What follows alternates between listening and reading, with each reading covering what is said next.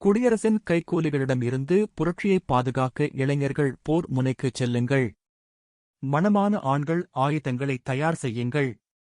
சிப்பாய்களுக்கு உணவு கொண்டு செல்லுங்கள். பெண்கள் பாசறைகளை அமைக்கட்டும், மருத்துவமனைகளில் சேவை செய்யட்டும். சிறுவர்கள் காயங்களுக்கு கட்டுப்போடும் துணிகளை சேகரிக்கட்டும். முதியவர்கள் வீதி முனைகளில் நின்று சிப்பாய்களை உற்சாகப்படுத்துங்கள். சக்கரவர்த்திகளுக்கு எதிராக பிரச்சாரம் செய்யுங்கள். நாட்டின் ஒற்றுமைக்காக பிரச்சாரம் செய்யுங்கள் என்று அறைகூவல் விட்டது புரட்சி அரசு. விஞ்ஞானம், கலை, கல்வி என்று பண்பாட்டின் அனைத்து துறைகளிலும் புதுமலர்கள் பூத்தன. புரட்சிப் படையணியின் கீதமாக இரவா புகழ்பெற்ற மார்செயில்ஸ் கீதத்தை உருவாக்கியதன் மூலம் கோசெக் புரட்சியின் இசையமைப்பாளன் ஆனான். சுதந்திரத்திற்கு, சமத்துவத்திற்கு, மனித சமூகத்திற்கு, தாய் நாட்டிற்கு, இயற்கைக்கு என்று அவரது இதயத் துடிப்பையே இசையாக மாற்றி அர்ப்பணித்தான். விஞ்ஞானமோ முன்னெப்போதும் கண்டிராத அளவு முன்னோக்கிப் பாய்ந்து சென்றது. பால்சா, ஹியூகோ போன்ற மாபெரும் எழுத்தாளர்களை பிரான்ஸ் கருத்தரித்தது. பேச்சுரிமை, எழுத்துரிமை, கூட்டம் கூட்டும் உரிமை, உயிர் வாழும் உரிமை, ஆயுதம் ஏந்தும் உரிமை அனைத்தையும் வென்றெடுத்த பிரான்ஸ் அன்றைய மனித நாகரிகத்தின் முன்வரிசையில் எக்காலமிட்டு சென்று கொண்டிருந்தது. நூற்றாண்டுகளை நொடிகளில் கடந்து சென்று கொண்டிருந்தது புரட்சி. அகன்ற விழிகளுடனும் நின்றுபோன இதயத் துடிப்புடனும் பிரான்சைப் பார்த்துக் கொண்டிருந்தது உலகம். ஆம், பிரான்சில் தோன்றிய புரட்சி பூகம்பம் மனித சமூகத்தின் சட்டையைப் பிடித்து உலுக்கி, வா என் பின்னே என்று ஆணையிட்டது. பிரெஞ்சு புரட்சி மன்னராட்சியை ஒழித்து ஜனநாயகத்தை நிலைநாட்டியது என்பதும் அது முதலாளித்துவ ஜனநாயகம் மட்டுமே என்ற விஷயமும் நாம் அறிந்ததுதான். ஆனால் தொழில்துறை முதலாளிகளாலேயே தலைமை தாங்கப்பட்டு நடத்தப்பட்ட புரட்சி என்றோ, புரட்சியின் தத்துவ ஆசிரியர்களான ருசோ, டித்ரோ, பாபெஃப் போன்றோர் முதலாளி வர்க்கத்தின் உணர்வு பூர்வமான சேவகர்கள் என்றோ புரிந்து கொள்வது தவறு. 1794 இல் ஆஸ்திரிய, டச்சு மற்றும் பிரிட்டிஷ் படைகள் ஒன்று சேர்ந்து பிரெஞ்சு புரட்சிகர படையினை தோற்கடித்தது. 1794 இல் ஆஸ்திரிய, டச்சு மற்றும் பிரிட்டிஷ் படைகள் ஒன்று சேர்ந்து பிரெஞ்சு புரட்சிகர படையினை தோற்கடித்தது. மன்னராட்சியும் மத நிறுவனங்களும் காலத்தின் தேவையை நிறைவு செய்யவில்லை. அவை அறிவுக்கு ஒவ்வாதவை. இனி இவையெல்லாம் ஒழிக்கப்பட்டு அவற்றினிடத்தில் நிரந்தரமான உண்மையும் இயற்கையின் அடிப்படையிலான சமத்துவமும் இழக்கவோ துறக்கவோ இயலாத மனித உரிமைகளும் நிலைநாட்டப்பட வேண்டும் என்பதே அவர்களது லட்சியமாக இருந்தது. அவர்கள் முதலாளி வர்க்கத்திற்காக புரட்சி செய்யவில்லை. மனிதகுலம் முழுமைக்குமாகச் செய்வதாகத்தான் அறிவித்தார்கள். அவ்வாறுதான் நம்பினார்கள். அவர்கள் மனிதகுலத்தின் விடுதலை என்று பேசினார்களே ஒழிய பாட்டாளி வர்க்கத்தின் சர்வாதிகாரம் பற்றிப் பேசவில்லை. காரணம், அவர்களால் பேச இயலாத வரலாறு அவர்களது சிந்தனைக்கு விதித்திருந்த வரம்பு அது. ஸ்பார்டகஸ் சோசலிசத்திற்காக போராடியிருக்க முடியாது. தீத்ரோவிடம் இயங்கியலின் துவக்க வடிவம் தென்பட்டதையும், பாபெஃப் இன் கற்பனா சோசலிசத்தையும், ரூசோ புரட்சியில் வன்முறையின் பங்கு குறித்து குறிப்பிட்டதையும் எங்கெல்ஸ் நினைவு கூறுகிறார். இவர்கள் மட்டுமல்ல, பிரெஞ்சு புரட்சியின் மைந்தர்களான போராளிகள் புரட்சியின் ஊடாக எழுப்பிய முழக்கங்கள் மனிதகுல விடுதலையைக் கோரும் அவர்களது தணிக்க ஒண்ணாத தாகத்தைத்தான் வெளிப்படுத்துகின்றன. புரட்சியின் உக்கிரமானதொரு கட்டத்தில் அவர்கள் அறிவித்தார்கள், எல்லா அரசுகளுக்கும் நாங்கள் எதிரிகள், எல்லா மக்களுக்கும் நாங்கள் நண்பர்கள் என்று. முடியாட்சியின் நுகத்தடியிலிருந்து விடுதலை பெறுங்கள், நாங்கள் உதவுகிறோம் என்று பகிரங்கமாக பிற நாட்டு மக்களுக்கு பிரகடனம் செய்தார்கள். 1793 இல் முடியரசுவாதிகளின் கலகத்தை ஈவிரக்கமின்றி ஒடுக்கினார்கள். அவர்களுக்கு ஜனநாயகம் கிடையாது என்பதை பகிரங்கமாக அறிவித்தார்கள். 1794 பின் எதிர்ப்புரட்சி சக்திகளின் கை மேலோங்கிய போது உவகையுடன் புரட்சியின் நலனுக்காக, மனிதகுலத்தின் நலனுக்காக தம் உயிரை ஈந்தார்கள். ஆனால் வரலாற்றின் சக்கரம் நிற்குமா என்ன? முதலாளி வர்க்கம் லூயி மன்னனைப் போலவே அப்படித்தான் நினைத்துக் கொண்டிருந்தது. அதன் பிரமையை உடைப்பதற்கு கம்யூனார்டுகள் தோன்ற வேண்டியிருந்தது. அறிவின் ஆட்சி குறித்த தனது கேட்பாடு மக்களுக்கெதிரான பயங்கர ஆட்சியாக மாறும் என்று ரூசோ கற்பனையும் செய்திருக்க முடியாது. ஆனால் நடந்தது அதுதான். தனது ஆற்றலில் நம்பிக்கை இழந்த முதலாளி வர்க்கம் நெப்போலியனின் எதேச்சாதிகாரத்திடம் சரணடைந்தது. சுதந்திரம், சிறு விவசாயிகளும் சிறு முதலாளிகளும் தங்கள் சொத்தை விற்பதற்கான சுதந்திரமாக மாறியது. எங்கெல்லின் சொற்களில் சொல்வதானால் வாளுக்கு பதிலாக தங்கம் வந்துவிட்டது. முதலிரவு உரிமை நிலப்பிரபுக்களிடமிருந்து முதலாளித்துவப் பட்டறை அதிபர்களுக்கு மாற்றப்பட்டது. ஆனால் வரலாற்றின் சக்கரம் நிற்குமா என்ன? முதலாளி வர்க்கம் லூயி மன்னனைப் போலவே அப்படித்தான் நினைத்துக் கொண்டிருந்தது. அதன் பிரமையை உடைப்பதற்கு கம்யூனார்டுகள், பாரிஸ் கம்யூனின் தொழிலாளி வாக்குப் போராளிகள் தோன்ற வேண்டியிருந்தது. 18, 19ஆம் நூற்றாண்டுகளில் பிரான்சை தனது அச்சாக கொண்டுதான் உலகம் சுழன்றது என்பதை யாரால் மறுக்க முடியும்? எனில் 20ஆம் நூற்றாண்டு சமீபத்தில் தமிழகத்திற்கு சுற்றுப்பயணம் செய்ய வந்த ஒரு பிரெஞ்சு பேராசிரியரிடம் பேசிக் கொண்டிருந்தபோது, பெருமைமிக்க புரட்சிகர பாரம்பரியத்தை பெற்ற பிரான்சில் ஒரு பாசிஸ்ட் கட்சி சமீபத்திய தேர்தலில் ஒரு பிராந்தியத்தில் 14% வாக்குகளைப் பெற்றிருக்கிறது என்று கவலையுடன் குறிப்பிட்டார். சிறிது நேர சிந்தனைக்குப் பின், இல்லை, நாங்கள் ஜனநாயக பாரம்பரியமிக்கவர்கள், ஒருபோதும் அங்கே பாசிஸ்டுகள் ஆட்சிக்கு வரையலாது, அனுமதிக்கவும் மாட்டோம் என்று பதற்றத்துடன் கூறினார். ஆம், ரூசோவின் எழுத்துக்களும் ஜாகோயின் புரட்சிக்காரர்களின் முழக்கங்களும் காற்றில் கரைந்துவிடக்கூடியவையா என்ன? அன்று புரட்சியின் போது ஒரு தத்துவார்த்த பாத்திரம் ஆற்றிய ரூசோ, இன்றைக்கு மற்ற நாடுகளின் சோசலிச புரட்சியில் ஒரு கிளர்ச்சி பாத்திரம் ஆற்றுகிறார் என்று எங்கெல்ஸ் குறிப்பிட்டார். பிரான்சின் புரட்சியாளர்கள் இந்திய புரட்சிக்கும் உத்வேகமூட்டுவார்கள். மார்செயல்ஸ் கீதம் இங்கேயும் ஒலிக்கும். புரட்சியின் வரலாறு. பிரெஞ்சு புரட்சியின் கோரிக்கைகள் அனைத்தும் ஒரே நேரத்தில் நிறைவேறிவிடவில்லை. முடியாட்சியும் சட்டென தூக்கி எறியப்பட்டுவிடவில்லை. தொடர்ச்சியான போராட்டங்கள், இழுபறி நிலைமைகள், துரோகம் ஆகியவற்றை கடந்துதான் புரட்சி வெற்றி பெற்றது.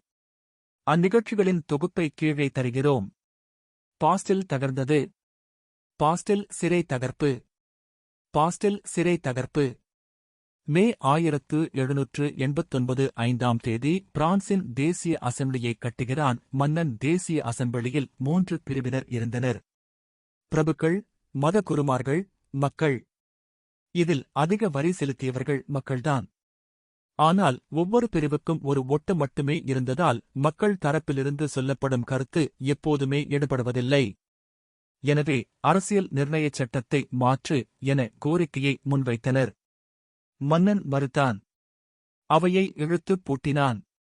அருகிலிருந்த டென்னிஸ் அரங்கத்தில் கூடிய மக்கள் பிரதிநிதிகள் புதிய அரசியல் சட்டத்தை உருவாக்காமல் இங்கிருந்து கலைவதில்லை என்று உறுதியேற்றனர். சில பிரபுக்களும் மத குருமார்களும் கூட அவர்களுடன் சேர்ந்தனர். ஜூலை 14 பாரிஸ் மக்கள் தன்னெழுச்சியாக திரண்டு சென்று பாஸ்டி, பஸ்டாயில் சிறையைத் தகர்க்கின்றனர். செய்தி கேள்விப்பட்ட மன்னன், எதற்காக கலாட்டா செய்கிறார்கள் என்று அமைச்சர்களை கேட்டானாம். கலாட்டா அல்ல மன்னர் பெருமானே, இது புரட்சி என்று பதில் சொன்னாராம் அமைச்சர். சிறை தகர்ப்பைத் தொடர்ந்து நடுத்தரவாக்கத்தினர் அடங்கிய புரட்சி கமிட்டி பாரிஸ் நகரத்தின் நிர்வாகத்தை கையிலெடுத்தது. இதை பின்பற்றி நாடு முழுவதும் புரட்சி அரசாங்கங்கள் தோன்றின. விவசாயிகள் பிரபுக்களின் மாளிகைகளை சூறையாடினர். கடன் பத்திரங்களுக்கும் பிரபுக்களின் நிலப்பட்டாக்களுக்கும் தீ வைத்தனர். பிரபுக்கள் ஓட்டம். குடியரசு மலர்கிறது. பெண்களின் அக்டோபர் அணிவகுப்பு. பெண்களின் அக்டோபர் அணிவகுப்பு. ஆகஸ்ட் 4 விவசாயிகளின் எழுச்சியில் பீதியுற்ற பல பிரபுக்கள் நாட்டை விட்டே ஓடுகிறார்கள். அசெம்பிளி மக்கள் கூடுகிறது. நிலைமையை புரிந்து கொண்டு பிரபுக்களில் சிலர் தாங்களே முன்வந்து தங்கள் பரம்பரை சலுகைகளை தியாகம் செய்வதாக அறிவிக்கிறார்கள். பிரபுத்துவம் ஒழிக்கப்பட்டதாக அறிவிக்கப்படுகிறது. டென்னிஸ் அரங்கத்தில் எடுத்து உறுதிமொழியை நிறைவேற்றும் பொருட்டு புதிய அரசியல் சாசனத்தை தயாரிக்கத் தொடங்கிய அசெம்பிளி. அக்டோபர் 5 கடும் உணவு பஞ்சத்தால் பாதிக்கப்பட்டு ஆத்திரமுற்ற மக்கள் கூட்டம், பெரும்பாலும் பெண்கள், மன்னனின் வெர்சே அரண்மனையை முற்றுகையிடுகிறது. அரசனையும் அரசியையும் பிணையக் கைதிகளாக பிடித்து பாரிசுக்கு கொண்டு வருகிறது. கிறித்தவ மடங்களின் சொத்துக்கள் அரசுடைமையாக்கப்படுகின்றன. மன்னன் நாட்டை விட்டு தப்பியோட முயன்று எல்லையில் பிடிபடுகிறான். இருந்தும் அவனை மன்னனாக அங்கீகரிக்கிறது அசெம்பிளி. அக்டோபர் 1791 முதல் குடியரசு அறிவிக்கப்படுகிறது. மனிதனின் அடிப்படை உரிமைகள் குறித்த பிரகடனம் வெளியிடப்படுகிறது. மன்னனை வைத்துக் கொள்வதா வேண்டாமா என்று முடிவு செய்யும் பொறுப்பு தேசிய சபைக்கு தரப்படுகிறது. மன்னனை வைத்துக் கொள்ளலாம் என்று ஒரு கோஷ்டி உருவாகின்றது. பெரும் மக்கள் கூட்டம் மன்னனின் அரண்மனையில் புகுந்து அவரது காவலர்களைக் கொல்கிறது. மன்னன் சிறையிலிடப்படுகிறான். எல்லையில் போர் தொடங்குகிறது. மன்னனுக்கு மரண தண்டனை. 16ஆம் லூயி கில்லட்டில் ஏற்றப்படுகிறார். 16ஆம் லூயி கில்லட்டில் ஏற்றப்படுகிறார். செப்டம்பர் 1792 21 பெயரளவில் மன்னனை வைத்துக் கொள்வதும் இல்லை என அறிவிக்கப்படுகிறது. பாதிரிகள் அனைவரும் குடியரசின் சட்டத்தின் மீது பிரமாணம் எடுத்துக் கொள்ள வேண்டும் என்ற உத்தரவு பிறப்பிக்கப்படுகிறது. போப் புரட்சிக்கு பகிரங்க எதிர்ப்பு தெரிவிக்கிறார். பிரான்சில் இருந்த வாட்டிகனின் போப்பின் சொத்துக்கள் பறிகுதல் செய்யப்படுகின்றன. இதற்கிடையே குடியரசின் அமைச்சரவை கவிழ்கிறது. புரட்சிக் கமிட்டிகள் அதிகாரத்தை மேற்கொள்கின்றன. ஓடிப்போன பிரபுக்கள் அண்டை நாடுகளின் உதவியுடன் புரட்சியை ஒழிக்க முயல்கின்றனர். லூயி மன்னன் விசாரணைக்குட்படுத்தப்படுகிறான். அந்நியருடன் கூட்டு சேர்ந்து பிரெஞ்சு மக்களுக்கு எதிராக சதி செய்ததற்காக அவரது தலை கில்லட்டினில் துண்டிக்கப்படுகிறது. அவரது மனைவியான அரசி மேரி அண்டாய்னேட்டுக்கும் மரண தண்டனை விதிக்கப்பட்டு தலை துண்டிக்கப்படுகிறது.